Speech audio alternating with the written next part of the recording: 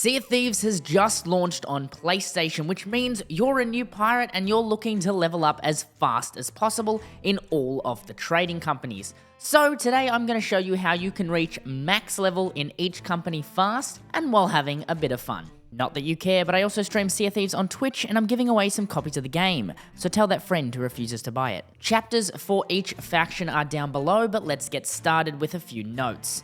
Before we get into the factions, I'm going to be going over emissary flags at the very start of the Gold Hoarders. These are incredibly important, so please watch that before skipping ahead. And the other note, mermaid gems can be sold to any faction. Okay, let's go. Gold Hoarders. The Gold Hoarders faction is all about chests and trinkets. Once you reach level 15 in any faction, you'll be able to raise emissary and gain bonus rewards. This will put a target on your back if there's a Reaper lurking around, but it does reward you with 150% more rewards when selling. Doing world events, especially skeleton forts, will drop items for all companies and can quickly get your level to 15 in each faction. The best way you can level yourself up to level 15 in Gold Hoarders is to do skeleton forts, which does put a bit of a target on your back because of the giant cloud in the sky, but it does help you with the initial levels the fastest. Ghost ship fleets, which may prove challenging for newer players, but you can receive a nice amount of chests. And simple Gold Hoarder voyages. Once you have reached level 15 on your emissary, continue doing what you're doing until your flag reaches grade 5. Once you've done that, head to the Gold Hoarder, collect your emissary quest, lower your flag, and raise it again. This is the basic cycle for all emissary flags. Just make sure you sell while it's at max level. Once you reach level 25, this is where you can really start grinding gold. You'll unlock Gold Vault Voyages. These will send you to islands with a compass or wayfinder until you find the vault key. With this, you'll unlock vaults with tons of loot. Careful though, you are time limited in there. I did just post a video which explains how to speedrun these vaults and solve the puzzle without requiring you to find all 3 clues. Continue smashing through gold vaults and skeleton forts and you'll find yourself at max level Gold Hoarders in no time. If you're feeling a little more adventurous, the Ashen Gold Vaults do provide more golden reputation, but the added danger is, well, volcanoes, so not really worth it. Next we have the Order of Souls. They're focused on getting skulls from skeleton captains that roam the seas. The best ways to get skeleton skulls are skeleton forts, skeleton fleets, Ashen Lords at the Fire Tornadoes, and Ghost Fleets at the Blue Tornadoes. These can all reward a nice amount of skulls. A tip with the skeleton fleets, if you find yourself a rock, you can anchor up against it and that'll give you time to repair while the ship circles the rock. These world events might put a bit of a target on your back, but otherwise you're sailing from island to island getting yourself some skeleton captain skulls. Following the same emissary looping strategy as the Gold Hoarders, you'll be able to get your Order of Souls max level very quickly. Once you do unlock Ghost Fleet Voyages, if you're confident enough in your sailing ability, I do recommend these. But if you're not, I would stick with the Captain's Voyages because they do level you up slower but are much safer. So it is a nice trade-off. And, well, a skeleton can't sink you. A Ghost Fleet, however, they definitely will. Next is the Merchant Alliance. The Merchant Alliance is among the most hated of the original 3 factions, and their quests are incredibly tedious. So much so that I leveled up mine to max purely by selling mermaid gems and doing skeleton forts.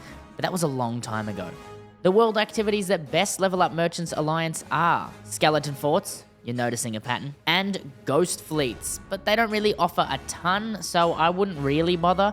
If you're leveling merchants, stick to forts, mermaid gems, and their voyages. The 2 main Merchant Alliance voyages are collect animals and deliver items. Delivering items I find is significantly better than animals, as you'll be able to complete things as you pass them, such as Megs, Kraken, skeleton ships, and forts to help level the other factions. Each item for deliveries has a specific thing you must do for it. For example, cloth, you have to avoid the water, whereas bottles, you're going to not jump. And finally, the plants, you do have to water yourself with your bucket, or dip them in the water. Both work. A tip for making sure the plants stay watered, you can bucket a small amount of water into your lower deck and just drop the plants in there. Then you won't have to worry about watering them manually. If you don't fulfill these tasks and you do the complete opposite of what I just said, they won't sell for as much, so you're not really getting as much gold, so handle with care. The final voyage for merchants I recommend doing as soon as you unlock it will have you hunting a sunken ship. This one is much less tedious and you'll actually find yourself a number of items to sell to the merchant rep, and this will result in leveling the company up significantly faster. The absolute fastest way to level up merchants, however, is by doing the commodities voyages. So if you plan your voyage accordingly and you get a little bit lucky with the drop-offs and pickup locations, then you'll be able to run these insanely fast. Again, I do 100% recommend selling all of your mermaid gems to merchants because it really is the worst. Next we have the Reapers. Raising your Reapers emissary will put a massive mark on your back. And there's no real fast way to level up Reapers because, well, you can sell literally everything to Reapers. So just do a bit of everything. Except for the Ash and Winds Fire Tornado because it isn't really worth the time investment for Reapers. But skeleton forts, fleets, anything that rewards a good chunk of loot. Hell, you can even run gold vaults because those are also very lucrative.